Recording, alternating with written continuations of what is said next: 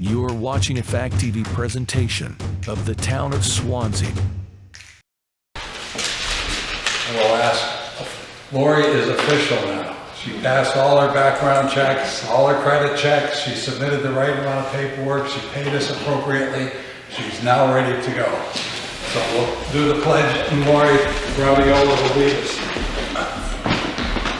I pledge allegiance to the flag of the United States of America and to the republic for which it stands, one nation, under God, indivisible, with liberty and justice for all. Thanks, Lori. Close? I did. How do you say? Like almost like ravioli. Are you what kind of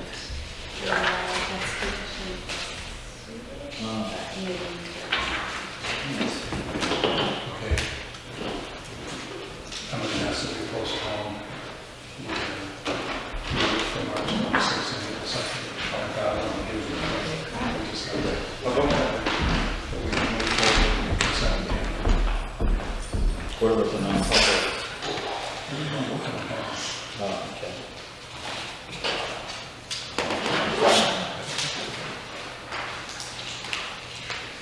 Make a motion to approve consent agenda.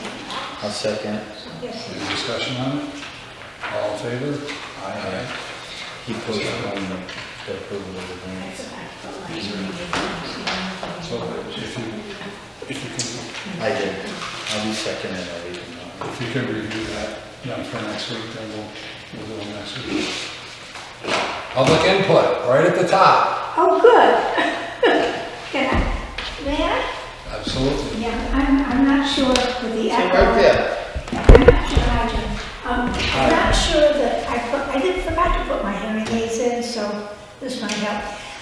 Hi, welcome and Do you congratulations. want to come right up here? I'll move your chair over here then with us. Are you all right? Can you hear us?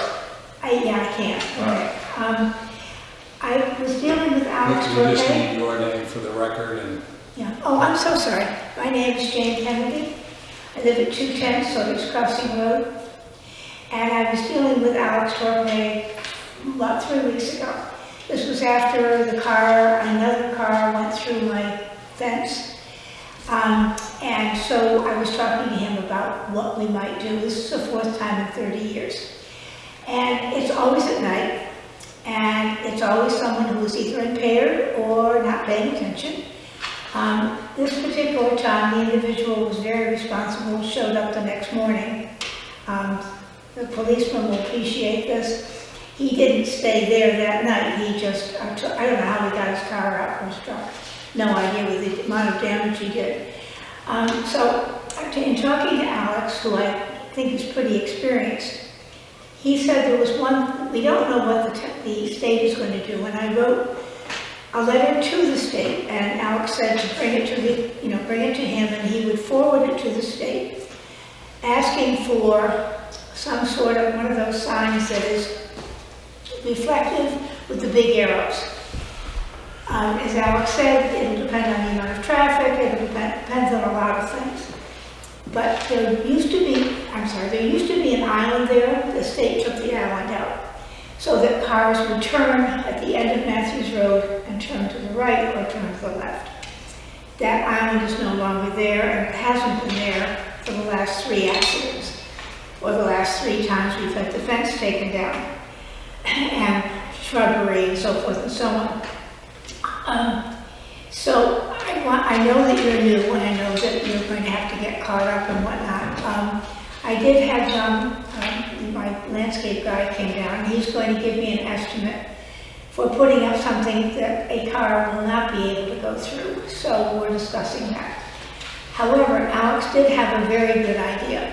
There are stop signs, and there's a stop sign right at the end of Matthews Road. It's there. I mean, you can see it during the day, but he said there were those that were reflective. And he thought that that might not be a bad idea to replace the one that's there with one that's reflective. This would at least help a little bit.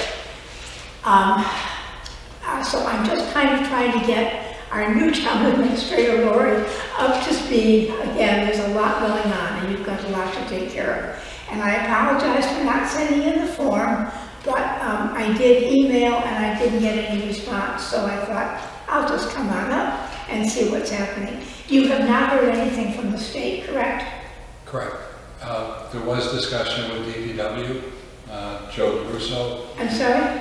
There was discussion with the DPW director, Joe DeRusso. No. No, there was. No, I'm saying there was. Oh. And they're going to put in a white line. And so Okay. we can talk with him with regard to putting in a reflective Okay, sign. that I think would be of help. Again, it's 4 times in 30 years. It's not like it happens every other weekend, but there's more traffic now, there's more stuff going on now.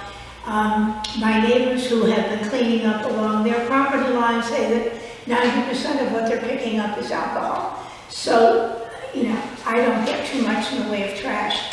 I just kind of wanted to say hi, and could something be done?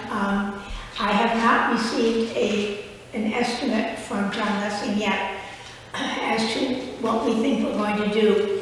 I would prefer the state did something, if at all possible. It would be really nice to have one of those, you know, signs at the end of a T intersection.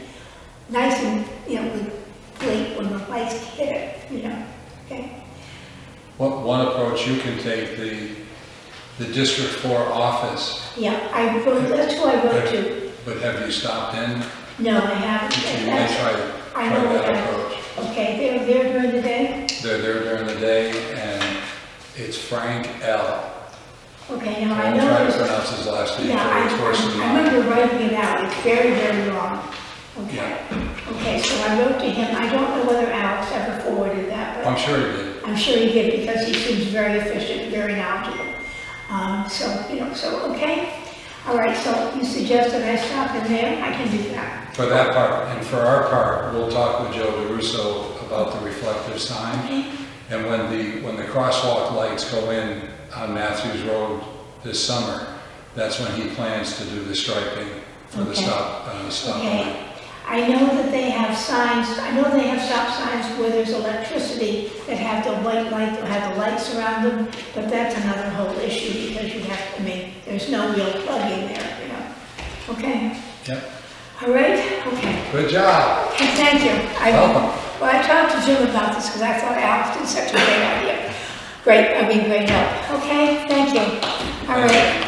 So, and thank you for taking me first. Nice to meet you.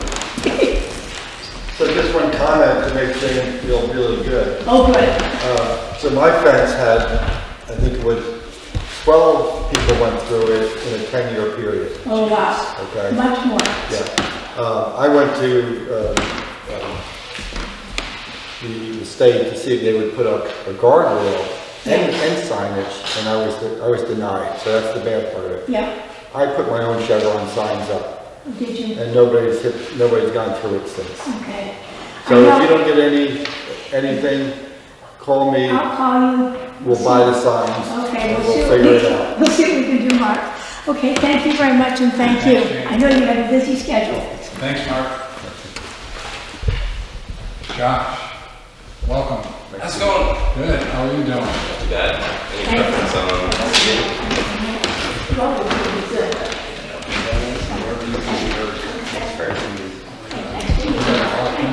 Oh, yeah. Oh, Might even be recycled in. recycling? Yes. Nice to meet you. Really? They do recycling? Sometimes we just find it works out perfect. So. Right. Use what we can.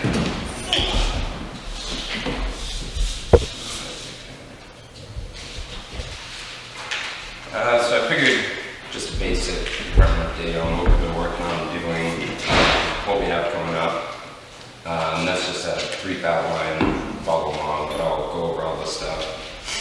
So right now, past couple weeks, we've just been really busy with cleanup, mulching, picking up trash, making the place look like a recycling center, not a dump right now. Coming out of winter, there's always stuff that's been buried, and the plow tracks over the grass, so we're raking all that up, getting everything cleaned up pretty good. Nick's been working. You've been burning. Slowly, but we're getting there. slowly but surely. Doing a lot of personnel training, working on our safety, and then New Hampshire BES certification training, and Nick's been handling that whole thing. I believe we have 3 people that are all done for the year already, and then just a few of the people who don't work as much. We got to get in there a little more to get some more hours in, but so far it's going pretty good. And, currently we have 4 senior operators, step 5, so that's the top. Even some of the newer people, Luke, he's been working on he has a plan to get 5 in 1 year. So that's 50 hours of training. I told him, go crazy if you want to. So we've got quite a bit of knowledge kicking around there right now, which is great. As you Does that said, open up opportunities for you? With the extra knowledge, does it give you an opportunity to do some things that you might not otherwise be able to do? a little bit, more or less. It's kind of takes away some of the worry for me, so I can be out back all day long, not to worry about it, because everybody knows what they're doing. They can answer pretty much any question, and we always have radios on the front, but kind of helps to educate residents also, so as they come up to the window, they can justify why we can't do something or where something goes. So it's been really good on that aspect of it. And like you were saying, the brush pile, been doing quite a bit of burning. I looked at maybe burning that first pile in place, but once I dug into it, it's all compost and leaves on the inside. So if I was to burn that, it'd burn for days as is, and it would shoot up a lot of ash and smoke. So even if I had the fire department be there to still shoot stuff up in the air, and I'd rather not send it everywhere. It just would create more work. So I've been digging out slowly and just taking the compost out, putting it down to that compost pile. And I put a woodshed down by the back gate, and I think I've filled it 5 times now, and people just keep taking it. So basically just chopping it up, manageable size, and for campfires, at house use. So they've been loving that, so it's been working out really well. Any questions so far, or I'm just motoring along? Next one is the wastewater operator certification. I've been pretty involved with that lately. Joe's been a huge help in supporting me with supporting Nick and I for getting training done and any questions related to it. I sat in on the composite jar testing for the phosphorus removal pilot program test with Underwood Engineers. That was cool to see how that all worked, and helped Kurt set up the composite sampler in Headworks. And it was taking a sample every hour for 24 hours. And then they separated that into 5 different jars, added different amounts of chemical to see what the actual flocculation of it was and how much solids it was actually grabbing. Does that work? Flocculation. It just basically cleans it together so it settles a little faster. So that was really interesting to see. And then I sat in April, I sat in on the webinar with the results of the pilot program. They discussed the amount of chemical we use, how we're going to use it, when and where. And so that should be starting, I think Joe was in last week, wasn't he? I think that's starting the next couple weeks, I believe. So we're just getting prepped and getting a place for the chemicals to be stored for now, and then how we're going to pump it over to where it's going to be dropped into the Headworks. And then I went and sat in on the solar array site walk with Joe, Kurt, and the solar array guy, and that was pretty interesting to see and how they're going to basically hook it all up and where it's going, how they're going to do it. So that was pretty informational. Did they give you timing? He said a couple weeks, I believe. So by the end of May, it'll be operational. I think that's what he was saying, yeah. They've got all their equipment set up there. I think they're just basically waiting on the panels to be delivered at this point. So, and then beginning of April, I had a phone call on a day off from the guy from the state, Candelas, and he was asking me questions about my certification, where I want to go with it, how it's going, my hours, and he wanted to set up a site walk with me, and so I talked to Joe first to make sure everything was good and if we should do it, and I thought it would be a good show of faith with the state, just to show where I was getting a couple more operators in there.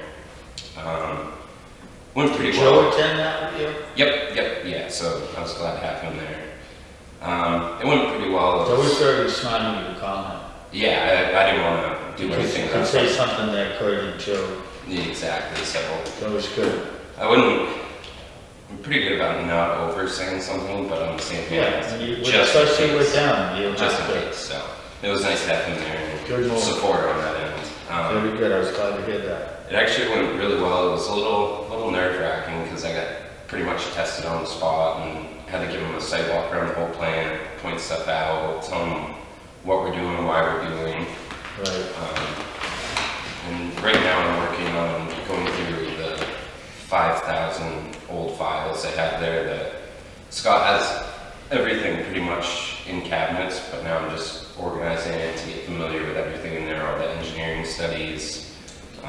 There's stuff back to the early 80s, so I'm working on just to get a full picture of everything. I showed the two state guys that, explained why I was doing it, just to get a full grasp on everything. So they were pretty happy with it, but they want me to try and get 15 hours a week. Right now I'm doing 6 to 7, so it's kind of hard to get more than that there on a daily basis, just because sometimes it's an hour and a half a day and you're done.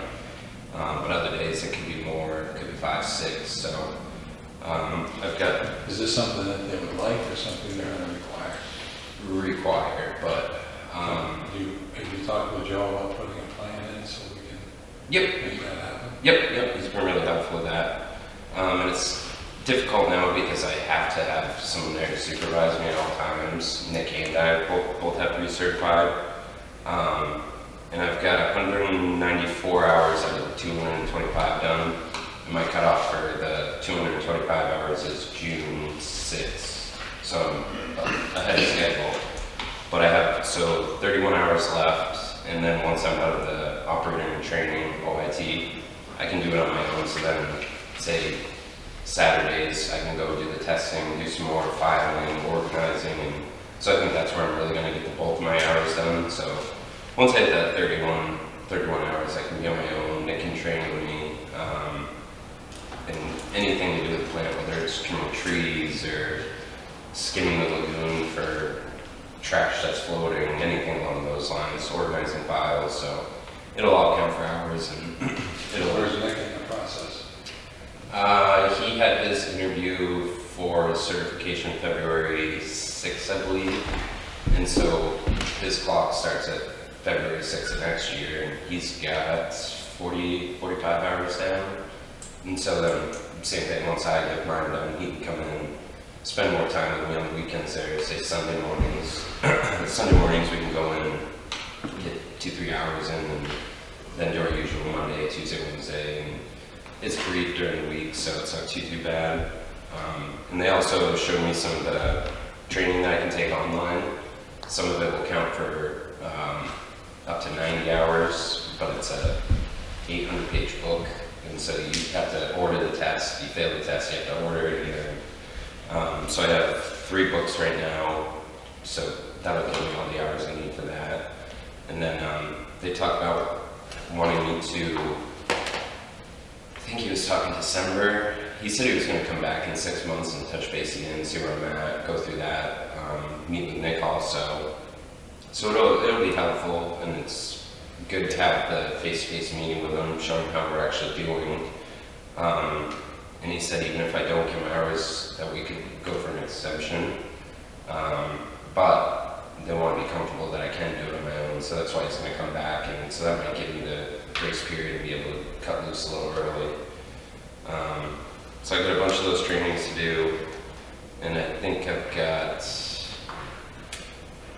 a good chunk of the course done. I've been skimming through, taking the in-book tests, stuff like that, and I've been doing pretty well on it, and fascinating stuff, so I'm more driven to want to learn more about it. And then me, Nick, and Kurt are going to Jacksonville first for water and fire chemical safety at the Jackson Fire Department, and that's 5 hours of training right there, so it'll be good. And I do already have enough enough hours to recertify next year already, so, and you can carry 10 hours over, so he said it's not gonna hurt to just keep going and going, and works fine with me, so. Little hectic right now, but it'll all work out in the end, and just gotta get past this 31-hour point. So the next 180 hours, About that, yeah. does he do that over the course of the year, or can he do that in a shorter time period? In other words, once you're off the OIT and he's working with you, Yeah, so you could you're do. both generating hours, so could that move more quickly for him, or? Oh yeah. Well, Joe and I were talking about doing the same track that I'm doing tonight. That way he'll be up to speed quicker, and especially if I can get my grade 2 license next year, then I can technically be the backup OIRC, and so if Kurt goes on vacation, there's no issues with anything, the plant's covered. And then I'd have a backup, say I was sick while he was on vacation, Nick could slide into that, so should work out really well, and Kurt's been a great teacher. We got a lot of game plans there, so I think it'll work out really well. Any other questions on the wastewater portion? All good. We've started the 3 through 7 plastic pilot program. We haven't advertised it to residents just because we're kind of trying to see how much we'll actually get, if it's worth it.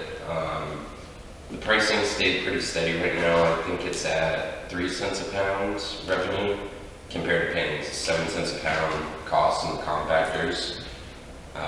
We started it end of February, and we're averaging about a bin every week and a half, and it's about 60, 70 pounds a bin. So we figure it'll probably be a couple months and we'll have a bale, and then we'll see how it actually bales up, because we don't want to say we want to sort these out if it's not going to work, one of those things. When are we going to go public? I was thinking about it. I don't throw mine in, but I probably do about a third of the plastics are in the 3 to 7 Yeah. range. So when would you go public with it? Probably after that first bale, and then we'd have to find storage for it, and then how we're going to actually process it. Because right now we've got 2 cardboard compactors, and during the week we'll take one out and put aluminum in there or something else we're going to bale. And then we have 2 dedicated balers for the number 1 plastic's got its own, number 2 plastic has its own. And then, so that's the 4 balers we have right now. And there's not really space to stick another one in there right now either. So it might be one of those things where we might have to stockpile it for a little bit, bale it, take, say, Wednesday, go through, start baling it, finish it by Friday. And then we could probably use that spare shipping container that we've got our storage bins in and just start filling that with it. And it's actually shocking how much we're getting. It's just contamination. The number 5 yogurts or number 7 iced tea jugs, stuff like that. It's pretty shocking how much we've actually gotten. It's just contamination at this point. Should I add to it with mine? Go for it.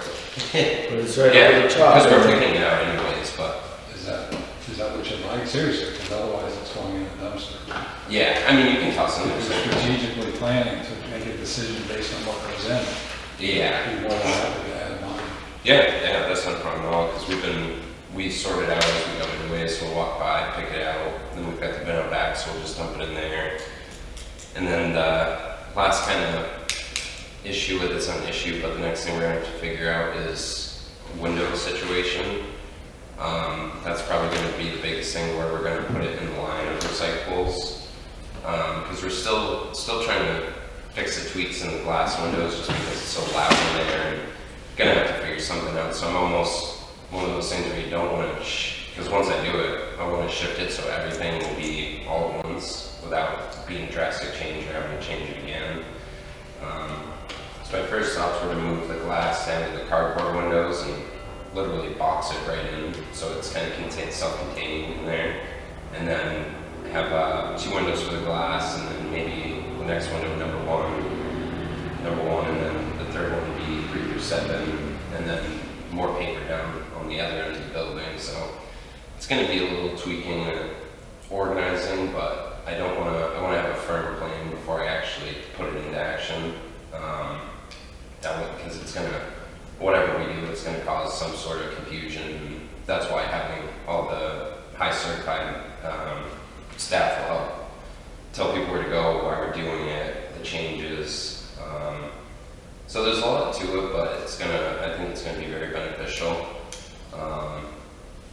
it's definitely a big project, but once we get it all figured out, I think it'll be a good thing to have. And I'm not going to make a whole lot off it, but we're going to save not a lot of weight, but more volume, so we're going to be able to fit more in the compactors.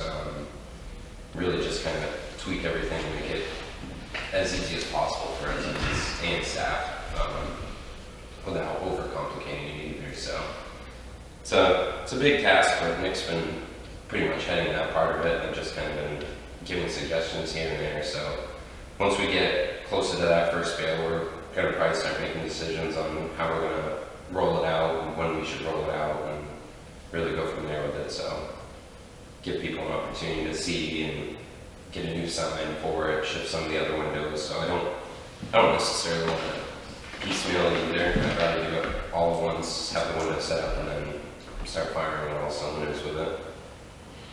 Just seeing from having walked back and forth, Yeah. the corrugated and the mix and the newsprint were sort of in line, and then all your plastics were in line. Make it a little easier, yeah. Yeah, because it would sort better, at least as a consumer. Yeah, and that's been the beauty of observing over the past 2 years with the new layout. Because obviously cardboard's one of our bigger items, and so everybody's trying to get to that cardboard window, so it's full stop right at that first window. So I think pushing that down even to the other side of the center door, I think would make it a little more beneficial for residents, and then the parking, and it would all tie in together and really help stuff out. So it's a task, but we're rolling with it. When's the striping coming in? So we kind of caught between subbing that out or trying to find the time to do it. You know you don't have the time. I know. I just hate to spend the money if I don't have to. Could you coordinate with Joe when he's doing the sidewalks and Matthews Road, and that'll be towards the latter part of the summer? Yeah, that might work out. Because this morning, actually, John and Charlie have been on a tear with cleaning. Both the compactors, when they got swapped out last week, they sprayed them down, chipped all the nasty stuff off it, and then let it dry for the day, and then pushed it in with a Bobcat. And then today, John actually went through the whole drive-through area after the compactors. He took a leaf blower to everything, and then we washed it all down, get the dust out of there. So there's a lot of stuff on there, so we'd have to probably do that again before we paint. Just because I couldn't believe how much stuff actually came out of there. So.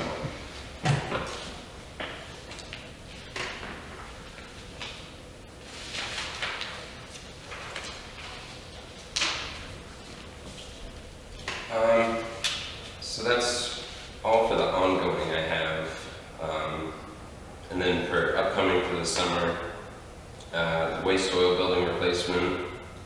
I haven't really had time to dig into that, but I'm running out of time. I want to really dig into it before it gets too late in the year. So I've pretty much got the design and layout done. I need to talk to the DES about approval for it. I'm not sure if we're going to need to adjust our permit or not. With the construction for the drive-through and the overhang, they said it wasn't really necessary, but there's a lot of changes, so I thought we should do it anyway. So we got the permit approval last time for that, so I'm just going to double check. So if they said after that, I'm assuming we won't have to, but I might just do it anyways. It's a simple application, just verify your permit and go through it that way. And after that, I want to apply for the waste oil grant. Anything that deals with the waste oil, the state has up to a $2,000 grant program that you can apply for. And then planning board for approval, and then final step RFP, and then construction after that. We'll have them and Stefan work with you on the application for planning board. That'd be great. Yeah, I'll touch base with him next week about that.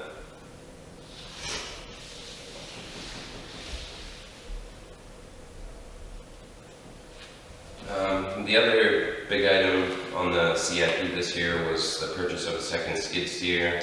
The RFP, what are you going to do about that? You got that listed here for your waste oil. What's the timing on that? I figure after I talked to the DS for approval, and then talk with Stefan about the planning board, just get all that together, because I need to talk with Chris about fine tuning it. Because I know the stronger the RFP, the better product you're gonna get, and I'm not really sure with some of the specs on stuff and the fancy end of it, so I was just gonna have Chris give me a hand of that and kind of spice it up a little bit, make sure everything looks good and up to spec for that, so. Are there any modular units available? I haven't really looked at that. I had started with, can't remember the name, but they have prefab buildings that they'll pretty much come and do it on site. But that would involve taking up the old foundation, the old pad, and then taking everything down. And I think it would be a better idea to leave the pad and just build up from there, so we're saving money on that end. We don't necessarily dig into whatever's underneath it. So it kind of saves a lot of problem and liability on that end. I think pretty much same idea. Does it go right down to grade, or is there a block? I think it's just a pad, to be honest. So you might want to consider putting a couple of rows of block Yeah, to elevate it. that's not a bad idea and kind of protect the size and everything, yeah. But for the most part, I'm picturing the same layout, except it's going to have 3 bays, so the 2 are going to be connected, and then the left bay is going to be for universal waste. So I'll open up some space in the warehouse where we could store 3 through 7 plastics. And it'll give us a little more wiggle room, so it'll have like light bulbs, universal waste, light bulbs, fluorescent bulbs, mercury containing devices, CFLs, so pretty much anything in that category. And then waste oil will have the 2 other bays, and 1 bay will be for all the empty and clean stuff, and then middle bay will be for filling and then full containers, so be able to just pull in straight instead of trying to wiggle around there and all that stuff. So that'll be huge to get that and be able to take some of that stuff out of the warehouse at this point.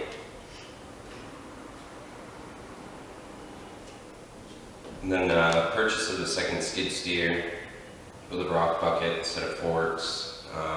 New Hampshire the Beautiful has grants for $5,000 on these items, and we haven't got one in a couple years, and it's a justified need, so I think we have pretty good odds of getting it.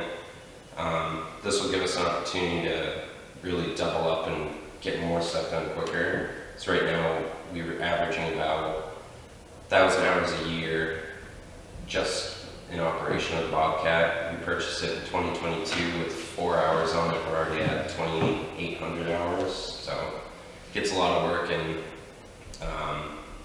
like today, Nick loaded a cardboard trailer, and I wanted to work on the fire or brush pile, and can't really do anything till he's done. I had to pick up everything and get ready for the day, so could have really gotten a lot more done, but we still made $1,000. CIP schedule? Yes, yep, that and waste oil building.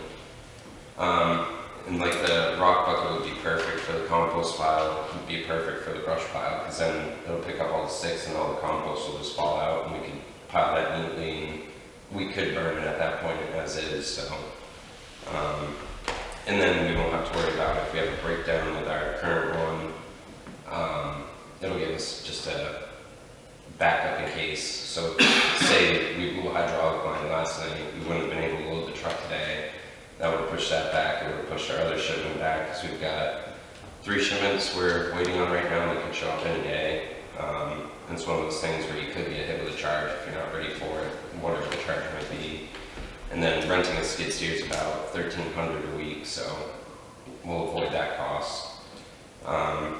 We do most of the maintenance in-house, pretty much anything except major repairs, cylinder repacking, stuff like that. It's a lot easier to have them come and just do it.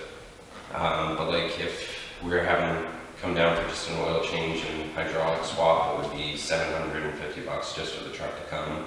So that saves quite a bit on that end, where a simple oil change will cost us $100 maybe. So save quite a bit of money with that, and ensures the longevity of the machine. So we're going to get good use out of it with the second one. Hopefully it will offset, so we won't be putting as much hours on a single machine and kind of even it out both ways, so it really be beneficial, and then we'll be able to train another person to get in there, because right now it's Nick and I not fighting, but trying to see who can use it to get what done first. So that'll be nice to have another person to be able to hop in and say, Mold Pro comes with a load of cardboard, they can hop in and unload it and bring it in for processing. So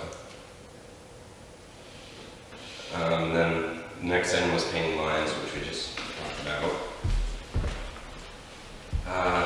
Another thing we're working on, we have probably 75% of them done, facility signs. So I think the main ones are compost, concrete, and metal. Both the burn pits have new signs now, both C&D containers have new signs. I ordered 5 new signs through the New Hampshire the Beautiful grant program, so we got 5 signs for free.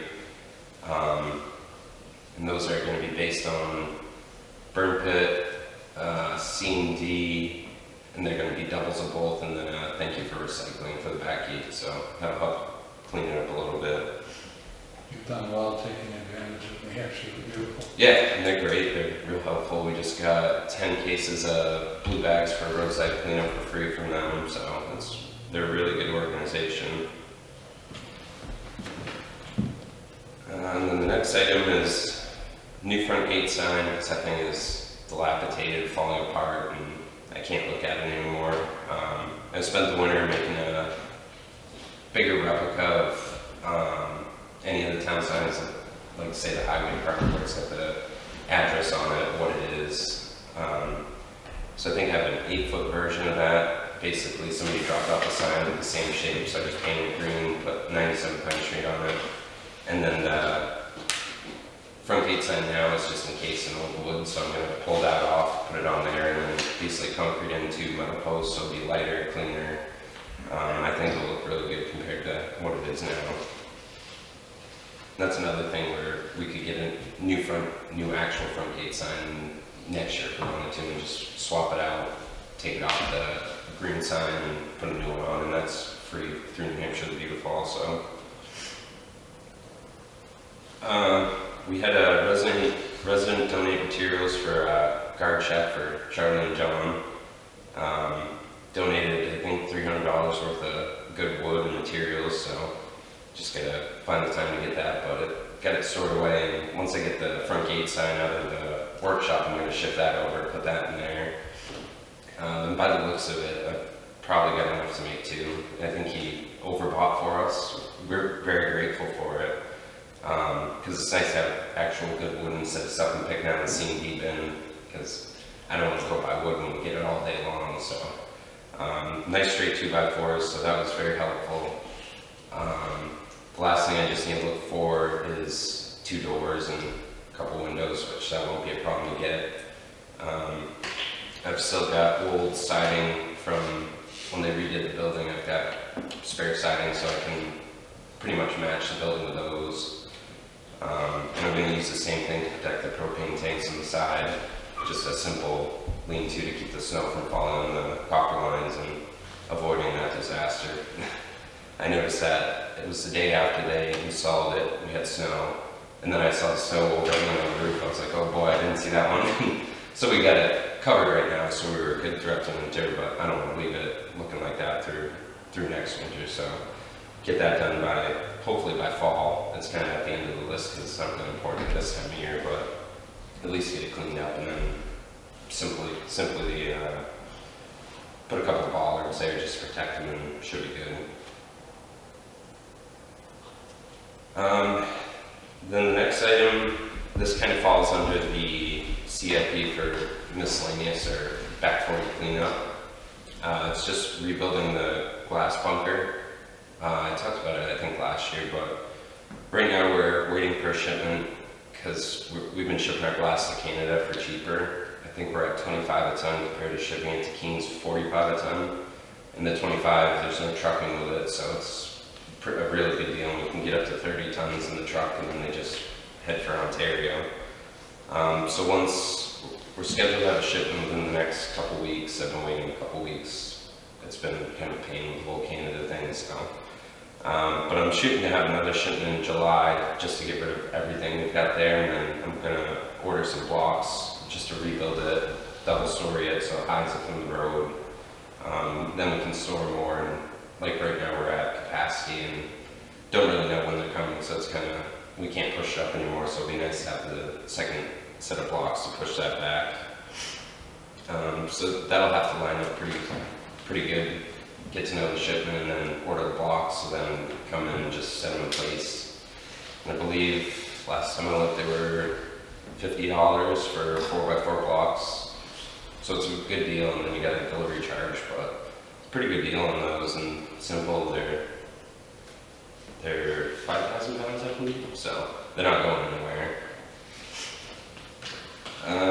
Kind of another one I want to get done just before snow falls. I don't want to talk about that already, but it's been flying so far, is to repair the fence line and both gates. The front gate's kind of holding on right now. It's not falling, but the front roller, the bearing broke on it, so it's a simple fix. Just gotta get out there and then straighten the bottom so it doesn't keep rattling every time we open it.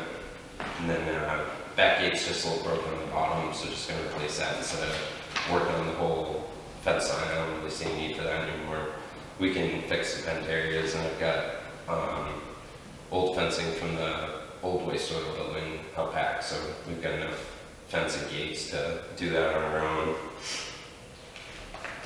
And then the last thing is just shipping some material around, organizing, and that's just waiting on shipments when we ship out. Number one, plastics. Our next one, aluminum's coming up also. So we're setting up quite a bit of material and money right now, so it's going to be good when we ship out full loads, and then we can get a better understanding of when our next one's going to be, so we can start staging for that, watching the market, seeing where we're going to get the best pricing for it. So that has been going really well. And then for 2026, I had wanted to do it this year, but with all this stuff, I don't see when we're going to have the time, because this one's going to be even more involved than the plastic program, is the food waste diversion. Been doing a lot of research on it, but to implement it and get everything set up, I think it's just going to be too overwhelming this year. But if we can get ahead, then that'll jump up the list and get to that sooner. And then 2026, the other one was wastewater treatment operator certification test, and that was either December or June of next year. And then more outside organizing within for next year. That should be the final touches after 3 years of seeing how the facility is working as is, and got a pretty good read on how everything's going. So a few little tweaks we notice we can make, and hopefully I shoot for next year to have all that done, and we can get to some real meaningful stuff and research how we can take more out of the waste stream. So once we get some of these smaller items off our list, I think we'll really be able to start cruising and get more done. Then on the last page is our current conversion rates as of today. Again, we're sitting on probably 40 to 50 tons of recycling right now. That's ready to ship out between the different grades and different materials, so that number will go up once we ship that out. Right now it's just been more or less the MSW weight, so it's kind of conflating the number. It's not really showing a truer number right now. But as of now, we're at a 32.75 diversion rate, which is pretty good. I wanted to goal up, I think I said 40 to 45 this year, and I don't think we're going to have an issue getting that with how well everything's been going. Residents have been great about recycling. We haven't had really any issues, so still been doing some bag checks, but for the most part, I think we've got all the problem people out that weren't doing it right. So then below that is cost avoidance and revenues. Again, the recycling we're sitting on will push that number far up once we do get that out there. And the more we're recycling, the more we're avoiding. So last year we talked about the diversion from one community to our community on Saturday afternoons. yes, yep. How are we doing with that? That was along the lines of operating hours, right, that we were talking about. That might be a 2026 item. It's kind of hard to say. We've been busy, but normal busy, I'd say, on Saturdays. And we know 95% of the people we know are coming through. Kind of the hard one is contractors, I think, because you can't really, they say Partridge Berry Lane or wherever, unless you drive out there and see a work truck or a dumpster, can't really verify it, I guess. We do our best on that, but I think that's probably where we're going to see the most drop off, is people who can't make it to Keene with a trailer load of stuff on Saturday instead of coming to us at 3:30 instead of going to Keene by noon. So we have been working on it, and I did do a rough sketch for hours just to see what it would look like if we did do 7 on a Saturday. We definitely have to open up a different day to kind of offset some of the hours and keep it roughly around 36 to 40 hours. But most towns around are anywhere from 30 to Keene, I think it's 50 something hours. So I did everybody in Cheshire County just to see what the actual ratio is, and sometimes we're 2 days a week for 15 hours total. So we definitely have the volume, but we need to be open at least 4 days minimum. So, and some of that would be, say, Wednesday morning. I don't see the need to open at 10 anymore. So we could do 7 to 5, 7 to 5, 7 to 5, 7 to 1 on Saturday. Something like that where we still keep it normal, but give people opportunity to get there before work, after work. A lot of people obviously don't work Saturdays, so that's kind of their key day to go, but It's going to be a tough transition. yeah, and that's why, Josh. yeah, so I want to get the recycling of it first and then make sure we get that all squared away. And How are we doing with stickers? good, I think I reordered a batch last fall, and I had 2,000 or something like that, so Town Hall's been giving out quite a bit, we've given out quite a bit. Yeah, we've got to be around 2,000 we've handed out at this point, so. So if someone comes through without the sticker, we're checking. Yep. Periodically. Yep, and especially our big day for that is Tire Amnesty Day. You drop off 4 car tags for free, and you have to have a sticker. That's part of the check sheet that I give them when they sit out there for that. So that's helpful at that day, but for the most part, we know 95% of the people who live in town that are coming in. And then you get people who are moving, so they don't know if they brought their stuff from their old house, they're out here, so it's kind of complicated on that end, but I think once we look at hours and then the more we can take out of the waste stream, it's going to be a whole combination of stuff that's going to line up to really even it all out and make sure we're doing the best we can with it, so. And then the last one is just a comparison from 2024 revenues to 2025 with the estimated revenues for this year, balance uncollected, and then percent left to collect. And that also ties in with all the recycling we're sitting on right now. So probably by end of July, we'll have a firm look at the year moving forward. We'll have everything shipped out by then. We'll be working on our second shipment for everything. And something like cardboard, we could be 6 shipments deep at that point. Right now we've got 2 down. Typically we do 10 a year, and we've got probably another half load, so it won't take long to start moving that and get to good revenue. And right now we've got probably close to 2 loads of aluminum. It's at roughly 78 cents a pound, and that I've already had ordered, so we're just waiting on the confirmation in the truck to come. So got quite a bit of stuff sitting on, and I think we're going to have a really good revenue year. I'm estimating 65,000. Last year we did 58,000. That was a good year, so I just want to see that going up and up and up. So the better we can do, the more money we can make on it. And I think we've got probably some of the best bales around, to be honest. Material-wise, it's clean. There's hardly any contamination. Like the #1 plastic, we used to ship to South Carolina, so truck down all the way there, and the trucking is included in the price, but we've been shipping it straight to the vendor in Canada, so we're getting the price over the place we were shipping down in South Carolina. But the issue with that is they have a much lower contamination rate. I think it's 1% of, say, 3 through 7 plastics. We have a 1% contamination rate in that, and then 0 for cardboard or dirt, trash, anything is 0. They'll ship it back to you or fine you. So we've been shipping straight to them, and they're happy with it. We're getting the good pricing, so it's been working out really good.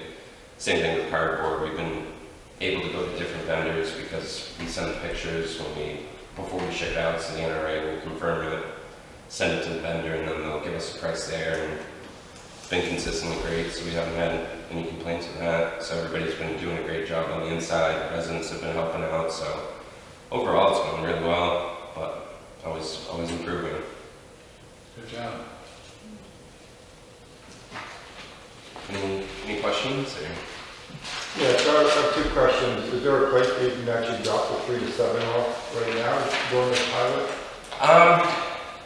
If you let somebody know, we can dump it for you, definitely. Okay. We just don't have a window right now. Yeah, no, I understand that, but I didn't know if there was a side place or whatever, and I would contribute to that initial pilot layout. Yeah, and I mean, I could probably even put a bin. I wouldn't want to put it outside because everything will go in there at that point, but I could definitely put a bin towards the garage door. That way somebody can just come and dump it. I'll inquire with you that you were in or something. Yeah, because we've got the bin right next to the number 2 window right now. So if you just ask somebody, they'll dump it for you. And then the other question is, are you looking for used windows?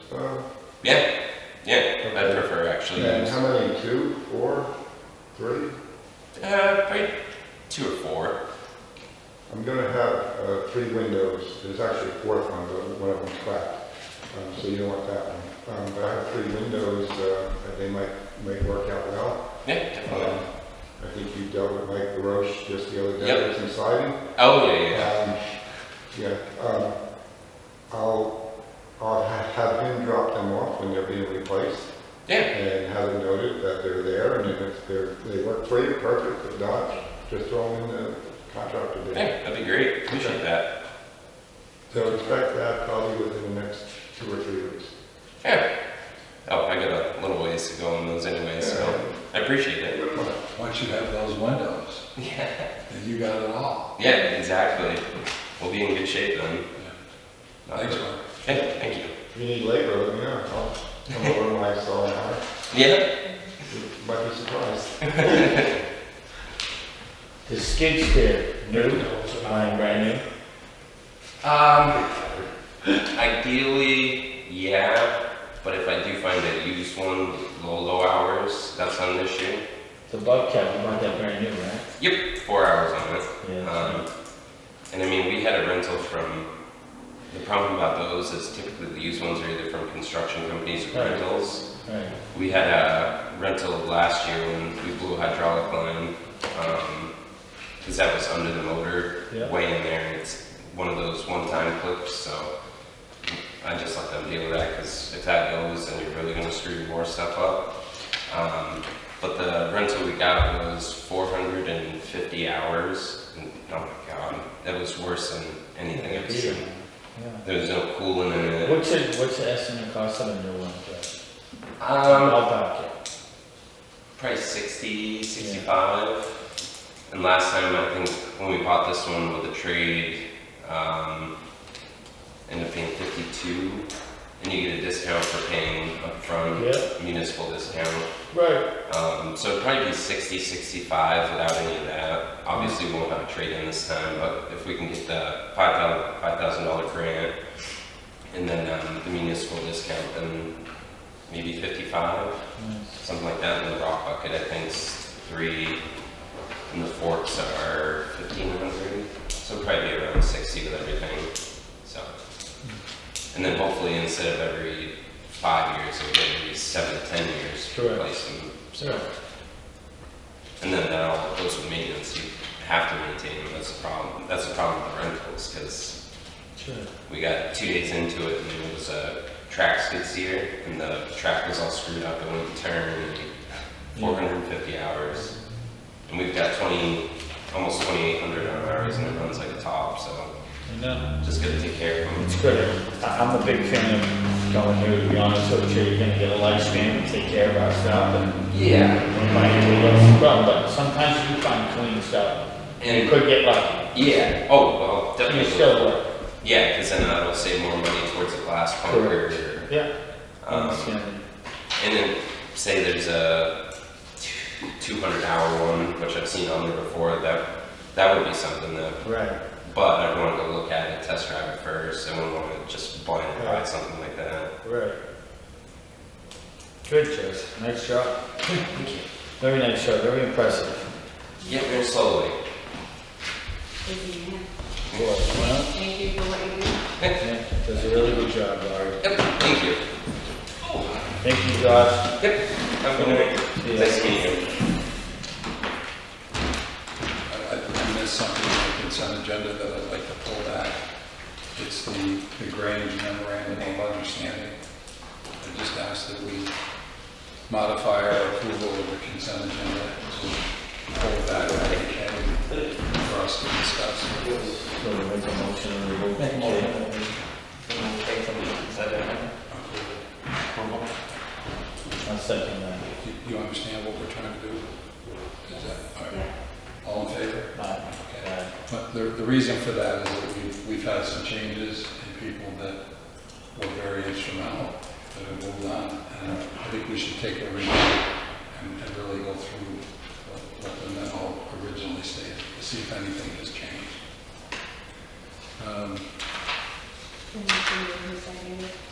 I did. This is just a piece of information that we have to discuss at a later date. It involves Steve Biddle, Teresa, and Lee Dunham, the sexton. Apparently there's quite a few trust funds that have been set up, individual trust funds for people, for cemetery plot maintenance. And some of these have been ongoing for decades. And there was a time apparently when the town did not maintain the cemeteries, so people were paying into it to have perpetual care, but now the town does maintain them. So there's not a lot of money in each of them, but there are enough that it's a tremendous time restriction or time consumption for the trustees of the trust funds as well as the finance department. So at this point, Lee is on vacation, and I think Teresa has a very good handle on it and could be ready either next week or the week after, once Lee gets back to talk with us. Just one comment, a lot of those funds costing more in time to maintain than we're getting on investments on them. 100% correct. Yeah. Again, I don't know enough about it I know enough to be dangerous at this point, so I better stop. But I was basically told that the goal is to stop new ones and stop. I don't know if you can stop money from coming in, but We're probably looking for a way to roll them into another general fund that really can be used in a similar manner, but I don't know. There's some legal aspects that we have to figure out. right. And I do leave that up to Steve and Rick. Well, you're still on. As an alternate. Yeah. We appreciate We it. met today. We met last week. Did you? How'd you like the new conference table? That was nice. How'd you get the old one out? That must have been something. They took the legs off. That's what I would have thought. Yeah. Be the only way. I don't know how they lifted it though. But- They have these 4 people there. Oh, did they? I missed the map though, and You missed what? the map on the table. Oh, yeah, that's true. That's true. Another, just a point of information, I had an extensive conversation today with Alan Treadwell, who's our IT provider through Twin Bridges, and they're working through the process of updating our systems and finding some things that don't necessarily make a lot of sense. So just to sum it up, he feels he'll have everything done within 2 weeks. So I asked him if he could give us a date, the week of the 12th, that we as a board could meet in public with Lori, Megan, and Christine, who's now handling the website, just so that we can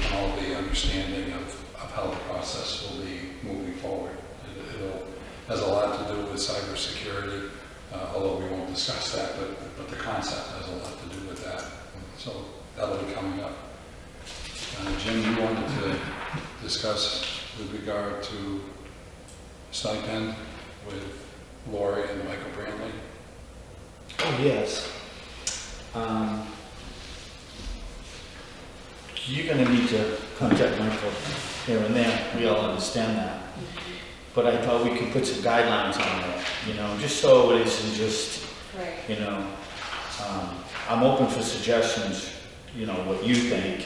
Maybe it's too early to know where you're gonna be, because you have to get in there, I don't know, Robbie, but I want Michael and you to be on the same page. I want Michael to understand what it is too, so it isn't up in the air, it's just, you know, what you need him for. Because there is gonna be incidents that you're gonna have to say, what's this all about? Yeah, I'm actually going to see Mike tomorrow, right before the town administrator luncheon.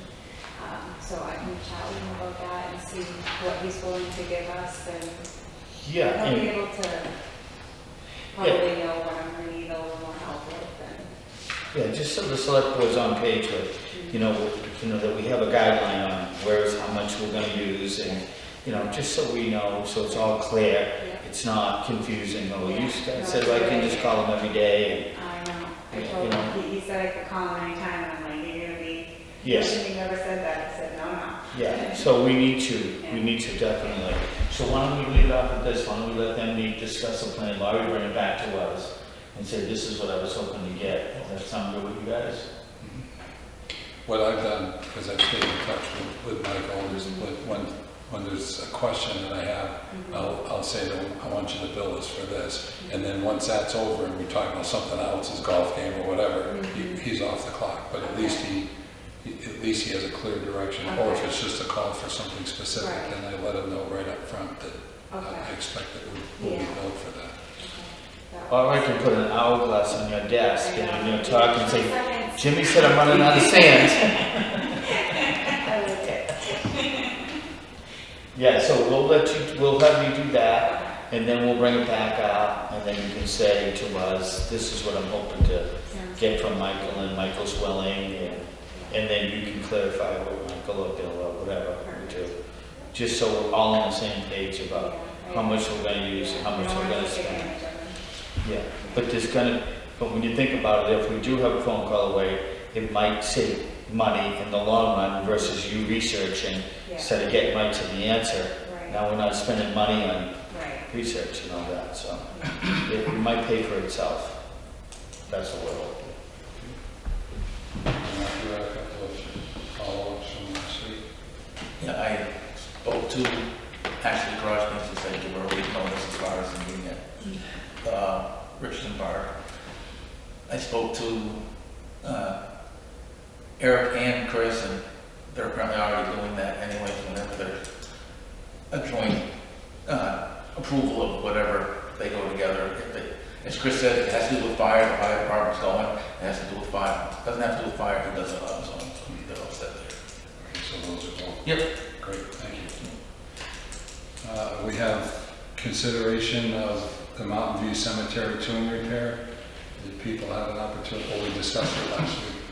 So there's a motion in the packet. We have that here.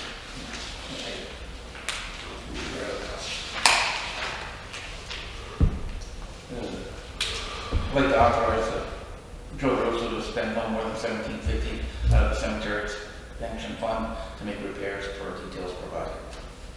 Second. Any discussion? All in favor? Aye.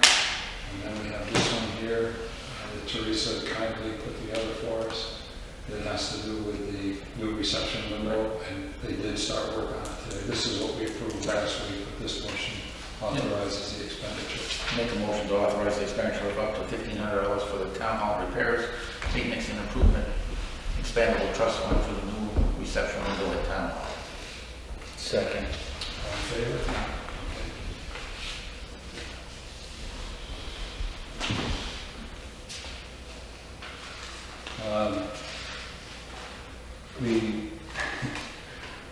As you know, we have this vehicle that was turned over to the town staff. from the police department, and it seems like every other week we're coming back asking for more money. So we now have, hopefully the last repair, which is for a right front wheel bearing, and the request is for $316.80. That's a pretty good deal. The last time I had it done on my Ranger, it cost me over $500. Wow. We have the right vehicle. Yeah.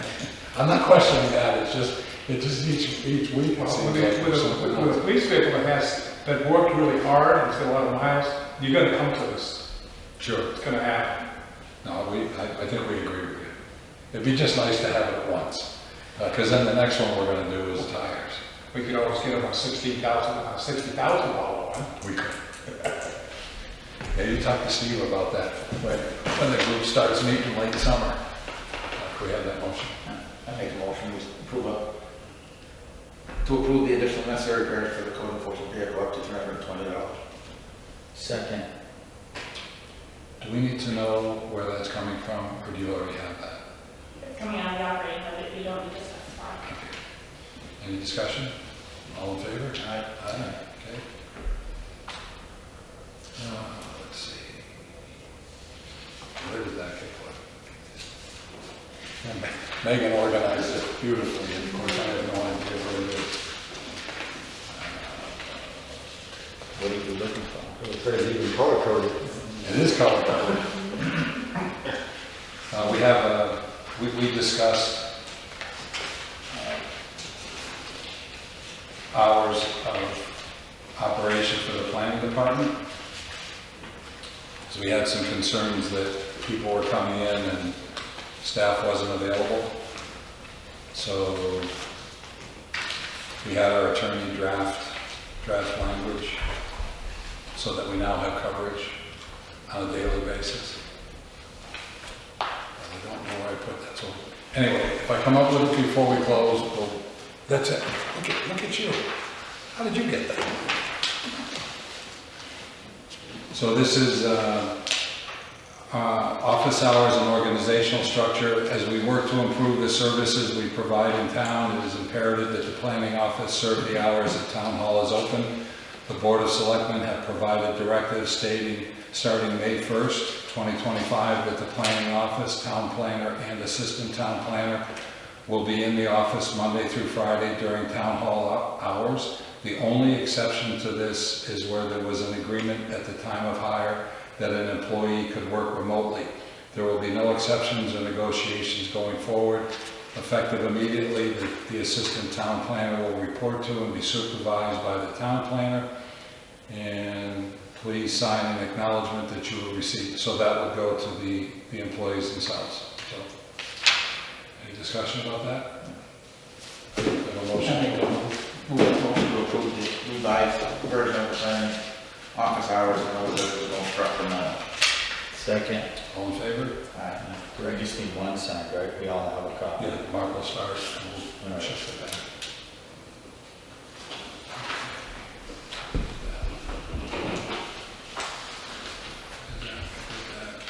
So that is only to make sure that there's coverage, at least somebody in town hall?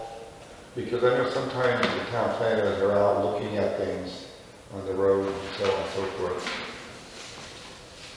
We've reorganized the office, so at this point, the assistant town planner, the town planner, and code enforcement are all together in the office. So it's reasonable to anticipate that they would be there. We're also moving towards an appointment-based system that will go in place once the security door is put in. So the expectation is that people will make an appointment in advance. If someone comes in without an appointment, we have someone at the reception window that will determine if one of them are available. And if not, then they'll work with them to coordinate a meeting. But we think that this will go a long ways towards ensuring that there's someone there most of the time. But you're right, there could be a time when all three of them are out on a project. Yeah, but I guess the answer was, yeah, you want to make sure there's at least somebody there for coverage. Correct. Right. Okay, that's the point I want to make. No, I appreciate that. That's the goal. How about me walking in as a planning board member to get a packet or a trustees meeting? It's just show my face and they'll... By appointment. No. The security door will be locked, so you would have to be buzzed in. Okay. And that goes for the Board of Selectmen as well. Right. We should all be cognizant of the time and the effort that people are putting in and the disruption to their ability to do it and their work. And the other aspect is the concern we have for people just literally walking through that don't have any of it. We had someone last week that didn't know what building they were in. Right. And it can be kind of No, I think challenging. it's good, and I do recall that there'd be a buzzer on both sets of windows. So I guess as long as they recognize you and you state what your purpose is, I'm going to the trustees meeting, pick up a planning board packet, probably be fine, I'm guessing. Yeah, that would be understandable. Some of it's going to be a little bit of a hiccup at the beginning, but we are currently, department heads have their mailboxes in the town clerk's office. We're going to switch that over to the tax collector's office where the person will be staffing the window so that they can just come in and get their mail or leave their mail or whatever.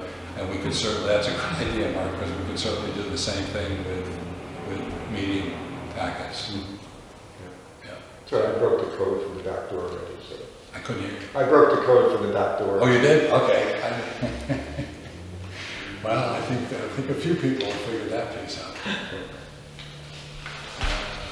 So,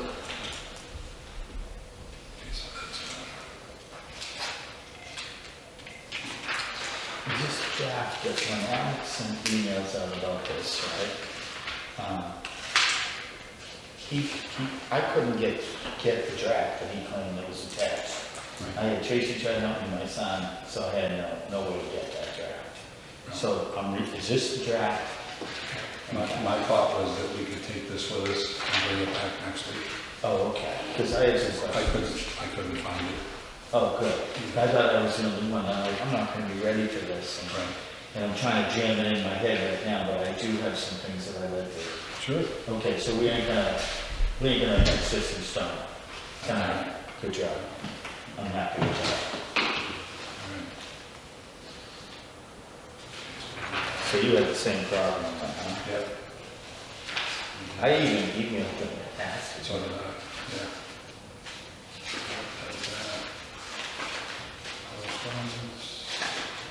All right. Unless I've missed anything and there's anything else, we have one more shot at public input. Take it easy on you. Well, we appreciate your input tonight, so thank you. Thank you, guys. All right. We have. Yes. Good night. We have several non-public. See you tomorrow night, Jimmy. What's that? See Jimmy tomorrow night, planning board. Is it tomorrow night already? Yeah, impact fee, so we. Warry's going for me. Come in word, Jimmy, come in word. Okay, Garrett, we're going to go into non-public. Just like, Make them want to go in the non-public.